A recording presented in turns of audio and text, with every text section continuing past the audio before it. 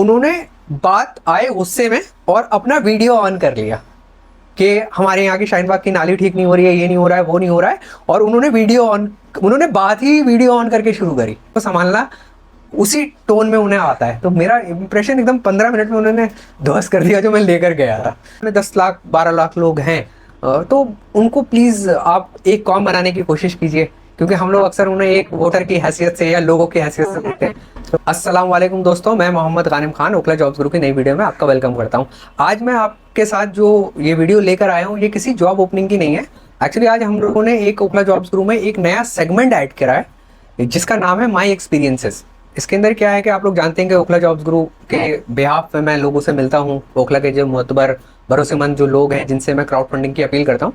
तो जैसे एग्जाम्पल के तौर पे आपने देखा होगा कि मैं अरीबा खान जो हमारी काउंसलर हैं उनसे मिला, नवेद भाई आरजे जो हैं उनसे मिला, शम्स तबरेज़ कासमी साहब से मिला और भी दीगर लोगों से मिला। तो उसमें ओखला के इतने मतलब जिम्मेदार लोग हैं ये लोग और बड़े ओखला के बारे में सोचते हैं। तो जब हम एज ए इंडिविजुअल, ये लोग अपने करियर वाइज अगर देखा जाए और एज अ तजुर्बे वाइज देखा जाए तो बहुत ही ऊपर ही सतह पर हैं, और हम लोग तो एज अ बिगिनर एक तरीके से देखा जाए दोनों हिसाब से। मतलब करियर के स्टार्टिंग भी कह सकते हैं, 10-12 साल कुछ नहीं होते करियर में, और वो लोग का मर्तबा भी बहुत ऊपर है एक तरीके से। तो जब आप किसी से मिलते हैं तो कुछ ना कुछ आप इनटेक लेकर आते हैं, कुछ एक्सपीरियंसेस होते हैं, कुछ नुआंसेस होते हैं उनकी ज़िंदगी से जो आप लेते हैं। तो इस सेगमेंट का नाम है माई एक्सपीरियंसेस, जिसके अंदर मैं जिन लोगों से भी मिला हूँ उनसे मैंने क्या सीखा या उनकी शख्सियत में मुझे क्या अच्छी चीज़ें लगी, क्या मुझे लगा कि हम ओखला वालों को भी बता सकते हैं, जिससे हम कुछ इनटेक उनका लेकर और की ज़िंदगी में या अपनी ज़िंदगी में बेहतरी ला सकते हैं। तो ये इस प्लेलिस्ट का नाम है माई एक्सपीरियंसेस। आज का जो एपिसोड है वो है अरीबा खान जी जो हमारी काउंसलर हैं उनके बारे में। तो एपिसोड का नाम है my experiences with counsellor Areeba Khan. अब अरीबा खान जी से जब मैं मिला था तो आई थिंक इस बार को 1.5-2 महीना हो गया है। तो जितना मैं रिकॉल कर पा रहा हूँ वो सारी चीज़ें मैं आपके साथ शेयर करता हूँ। सबसे पहले तो अरीबा खान जी से जब मेरी बात हुई, या सिंस मैं ओखला का ही हूँ, तो हम लोग उनके वालिद साहब के बारे में, हमने उनका पूरा करियर जितना हमें समझ रही है देखा ही है कि वो काउंसलर रहे हैं, एमएलए रहे हैं। तो जब अरीबा खान जी भी जीती तो मैं टू बी वेरी ऑनेस्ट बता रहा हूँ, मुझे भी ये लगता था, और जो हमारे ग्रुप में भी जो बात होती थी, कहीं पे हम ड्राइंग रूम में डिस्कशन होते थे, तो अक्सर यही क्योंकि मैं उन्हें पर्सनली नहीं जानता था अरीबा खान जी को, ना मेरी कभी कोई बात हुई थी उनसे। तो जितना मेरे दिमाग में परसेप्शन होता है, क्योंकि हर इंसान के दिमाग में कुछ ना कुछ परसेप्शन ज़रूर होता है, चाहे निगेटिव हो, बैड हो, न्यूट्रल हो, कुछ भी कह सकते हैं आप। मेरे दिमाग में भी ये था, और जितना डाउनलोड बाहर की तरफ से भी मुझे मिला था, या जो भी आप इन्फ्लुएंस होते हैं जिसको कहते हैं, तो वो यही था कि काउंसलर हैं, बहुत यंग हैं, बहुत एजुकेटेड है, लेकिन कहीं ना कहीं जो डिसीजन मेकर हैं वो उनके वालिद साहब हैं या होंगे, इस तरीके से मेरे दिमाग में परसेप्शन था। उन अरीबा खान जी से मेरी इंस्टाग्राम के थ्रू बात हुई, फिर हमने कॉल पे बात करी, फिर व्हाट्सएप पे भी हमारी बात हुई, और उन्होंने मिलने का मुझे टाइम दिया। मैं आपको एक तजुर्बा वहाँ पे शेयर करता हूँ। जिस दिन मैं दोपहर में उनके यहाँ मिलने गया, करीबन 3-3:30 बजे का उन्होंने मुझे टाइम दिया था। तो मैं जब वहाँ पहुँचा, 9 नंबर कालिंदी कुंज के पास जो उनका ऑफिस है, वहाँ पे आधार कार्ड भी बनाए जाते हैं लोगों के। जब मैं वहाँ पे पहुँचा तो बहुत भीड़ थी, और मैंने बताया कि मुझे अरीबा खान जी से मिलना है। तो जो आधार कार्ड काउंटर पे थे उन्होंने मुझे उनके कैबिन में भेज दिया। वहाँ पर एक शख्स मौजूद थे, मैं उनका नाम अच्छे से रिकॉल नहीं कर पा रहा, हालांकि 1-2 बार उसके बाद मैं गया हूँ तो वहाँ पर मुलाकात हुई है। तो उनसे जब मैं मिला तो जैसे ही मैंने बताया कि मैं गानिम खान हूँ और अरीबा खान जी से मिलना है, तो मैं एक बहुत ही छोटी सी चीज़ बता रहा हूँ, क्योंकि मेरी एक आदत है मैं कुछ चीज़ें नोट करता हूँ। तो उन्होंने बोला कि हाँ जी आप ओखला जॉब्स गुरु से आए हैं, अरीबा खान जी अभी ऑफिस से गई हैं, वो अभी 20 मिनट या 15 मिनट में आ रही हैं। वो बोल कर गई थी कि 3-3:30 बजे गानिम खान जी ओखला जॉब्स गुरु से आएंगे तो उन्हें बैठा लीजिएगा। तो वहाँ पर एक इम्प्रेशन मेरे दिमाग में ये आया कि सिंस काउंसलर हैं, वर्किंग लेडी है, इतना काम होते हैं, इतने लोगों से मिलती हैं, उनको याद था कि अपॉइंटमेंट दिया गया है। इस लेवल पर ये चीज़ें याद रखना, क्योंकि आदमी बिना बताए चला भी जाता है, आए तो बुला लिया जाता है, बट ये एक कितनी ही माइन्यूट सी चीज़ है, बट ये एक शख्सियत को उजागर करने वाली चीज़ है। तो मैंने कहा जी मैं गानिम खान हूँ। तो उन्होंने कहा कि वो बोल कर गई हैं कि उनको टाइम दिया है, वो आएंगे तो उन्हें बैठा दीजिएगा। तो ये एक पहला इंप्रेशन मेरे दिमाग में ये था कि वो बिजी रहती हैं, मैं तो एक कहते हैं ना टॉम डिक एंड हैरी की तरह गया मिलने, कोई ऐसी कोई खास बात नहीं है, लेकिन शी रिमेंबर दैट मीटिंग के इतने बजे की है और वो बोल कर गई थी। तो ये एक उनकी शख्सियत का पहला नुआंस था जो मुझे लगा कि लाइक बहुत ही रिस्पॉन्सिबल है जो भी कमिटमेंट वो दे रही हैं। ये एक छोटा सा तजुर्बा मैंने आपके साथ शेयर करा। फिर बहरहाल उसके 10-15 मिनट बाद जब वो आई उसी उसी जब जिस टाइम पे हम वेट कर रहे थे, एक और एक्सपीरियंस हुआ जो बहुत ज़रूरी है, जो आगे की कन्वर्सेशन को बहुत अच्छा बनाएगा। उस जिस टाइम हम वेट कर रहे थे तो एक शाहीन बाग से एक शख्स आए जो कि सीवर या नाली की वजह से बहुत परेशान थे। और उन्होंने आते ही, क्योंकि मैं और उनके जो असिस्टेंट थे मेरे ख्याल से वो कैबिन के अंदर थे सिर्फ, उन्होंने बात आए गुस्से में और अपना वीडियो ऑन कर लिया कि हमारे यहाँ की शाहीन बाग की नाली ठीक नहीं हो रही है, ये नहीं हो रहा है, वो नहीं हो रहा है। और उन्होंने बात ही वीडियो ऑन करके शुरू करी। तो उनके असिस्टेंट उनको समझा रहे थे कि आप कुछ टेक्निकलिटी बताई कि कुछ काउंसलर का काम क्या है या फिर एमएलए साहब अमानतुल्लाह साहब का काम क्या है। मैं सिर्फ ऑब्जर्व कर रहा था। तो हालांकि वो सिचुएशन 10-15 मिनट थोड़ी गर्म हुई, हालांकि उनके असिस्टेंट ने उनको समझाने की कोशिश करी और उन्होंने उसके बाद 10-15 मिनट बाद वीडियो बंद कर दी और कहा कि आप वेट करिए, काउंसलर साहिबा जब तक आती है। तो एक तरीके से होता है कि बात जब आप कर रहे हैं तो या तो अपनी अपनी बात अच्छी सही से रख लिया, आते ही आप गुस्से में बात करते हैं तो कोई भी पैनिक भी हो सकता है या किसी और को भी गुस्सा आ सकता है। ये एक मैं सिर्फ एज अ स्पेक्टेटर नोट कर रहा था सारी चीज़ें, क्योंकि मुझे वेट करने के लिए बोला गया था।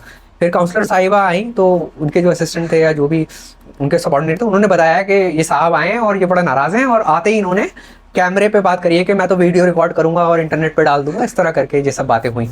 तो मैंने अरीबा खान जी का एक और हैंडलिंग देखी जिससे मैं बहुत ही ज़्यादा प्रभावित हुआ, इन्फ्लुएंस हुआ। वो ये था कि क्योंकि सिचुएशन गुस्से से शुरू हुई थी, तो उन्होंने सबसे पहले ये बोला कि अगर आपको बात रखनी है तो आप बात रखिए, ठीक। ये कोई तरीका नहीं होता है कि आप नॉक करें दरवाजे में और चीख पुकार मचा दें। और वीडियो पे बात कर रहे हैं, वीडियो पे डालना है तो आप वीडियो ही ऑन कीजिए। मैं वीडियो भी बताऊंगी कि एमएलए साहब का क्या काम है या काउंसलर का क्या काम है। गूगल करिए कि जो सीवेज की लाइन डलती है वो काउंसलर के अंडर में आती है या एमएलए के अंडर में आती है, और काउंसलर के अंडर में क्या जीटी आता है, क्या आता है। तो शी एक्सप्लेन्ड एवरीथिंग और उसके साथ उन्होंने रीजनिंग दी। बिकॉज एक अच्छा कम्युनिकेटर, एक अच्छा लीडर वो होता है जो अपनी बात बोलता है उसके साथ रीजनिंग की बैकिंग भी देता है। ये नहीं है कि ये ऐसे है, अब आप गूगल कर लीजिए क्या है। उन्होंने बैकिंग दी कि जीटी हमारे अंडर में आती है, उसके बाद भी हमने 2-3 लोग लगा रखे हैं शाहीन बाग में जो सीवर का काम है, जो टेक्निकली उनके बकौल वो अमानतुल्लाह साहब के अंडर में आता है, उनके बकौल। मुझे टेक्निकलिटी नहीं पता है, बस मैं नोट कर रहा था कि हैंडलिंग किस तरीके से थी। वो ऑन कैमरा बात करना चाहते थे तो इन्होंने बोला आप ऑन कैमरा ही ऑन करिए, मैं ऑन कैमरा ही बताऊंगी और आपके सामने गूगल करवाऊंगी। तो दैट वाज अ, क्योंकि मेरे दिमाग में ये था कि न्यू काउंसलर है, बट उन्होंने जिस अपफ्रंट आके जिस बेबाकी से उस चीज को संभाला ना, उन्हीं की टोन में एक तरीके से। मैं यहाँ ये नहीं कह रहा कौन सही था गलत था, बट मेरा इंप्रेशन एकदम बदला, क्योंकि मैं वो बता रहा हूँ कि मैं इनटेक लेके गया था कि शायद वालिद साहब ही डिसीजन लेते हैं, जितना हमने लोगों से सुना हुआ था मेरा नहीं था। बट देन एक वो नुआंस था जो मैंने देखा कि वो बता के गई थी कि ये आ रहे हैं। कितनी सिंसियर बात है। एक छोटा सा, हमारी तो कोई हैसियत नहीं है उसके बारे में याद रखना, एक उनके पर्सनालिटी को दर्शाता है। दूसरा, उसी टाइम पे एक इंसिडेंट ये हुआ, उन्होंने एक अलग लीडरशिप का मुजाहिरा किया एट द टाइम उसी जगह ग्राउंड पर। देन मेरा इंप्रेशन बदला। अभी मेरी मीटिंग स्टार्ट नहीं हुई, मैं सिर्फ ये चीज़ें नोट कर रहा हूँ। सो एक इंप्रेशन ये लगा मुझे, she is educated, she is bold और बहुत ही आउट स्पोकन है। सिचुएशन को संभालना उसी टोन में उन्हें आता है। तो मेरा इंप्रेशन एकदम 15 मिनट में उन्होंने ध्वस्त कर दिया जो मैं लेकर गया था। देन मसला सॉल्व हुआ, उन्होंने कहा कि हम लोग भेजेंगे। उन्होंने पोलाइटली उसके बाद बात करी, क्योंकि उन्हें भी समझ में आ गया था कि काउंसलर साहिबा को आती है हर टोन में बात करना। देन उन्होंने मुझे बैठाया। जिस तरीके से उन्होंने चीज़ों को सुना, ओखला जॉब क्या करता है, वो क्या कंट्रीब्यूट करती हैं, उसमें मुझे एक चीज़ समझ में आई कि अरीबा खान जी जिस इंटरेस्ट के साथ वो चीज़ सुन रही थी, जिस लहजे में वो अपना इनपुट दे रही थी, तो हर कोई कुछ ना कुछ वाइब्रेशंस वाइब नोट करता है। मुझे लगा she is very concern about Okhla और बहुत ज़्यादा एनर्जी वो ओखला में देना चाहती हैं। मुझे ऐसा महसूस हुआ। क्योंकि हर चीज़ ये नहीं होती कि अभी तक ऑफिस का हमारा इंतजाम नहीं हो पाया जिस एजेंडा के लिए मैं गया था, लेकिन हर चीज़ ऐसी नहीं है कि आप मंजिल पे पहुंच जाइए तभी वो चीज़ सक्सेसफुल है।